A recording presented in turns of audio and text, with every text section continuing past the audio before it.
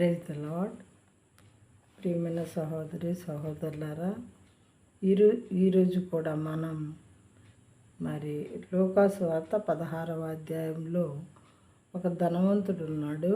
19వ వచనం నుండి మరి 31వ వచనం వరకు ఆ ధనవంతుడు ఎలాంటి జీవితం జీవించాడు.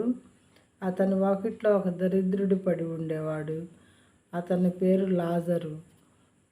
వాడు ఎలాంటి లైఫ్ లీడ్ చేశాడు వాళ్ళ ఇంట్లో. ఆ తర్వాత ఇద్దరు ఒకేసారి చనిపోతారు. మరి లాజరేమో పరలోకానికి వెళ్తాడు, తర్వాత ధనవంతుడేమో నరకానికి వెళతాడు. ఆ తర్వాత ఏం జరిగింది?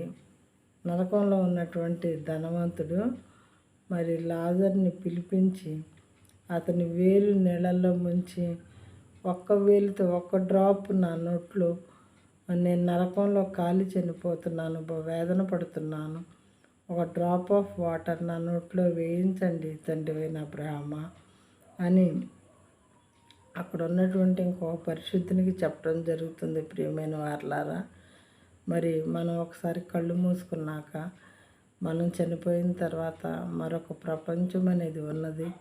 అది ఎలా ఉంటుంది అనేది మరి ఈ వాక్యాల్లో ఉన్నది కనుక చాలా జాగ్రత్తగా మనం విని విషయాలు తెలుసుకుందాము.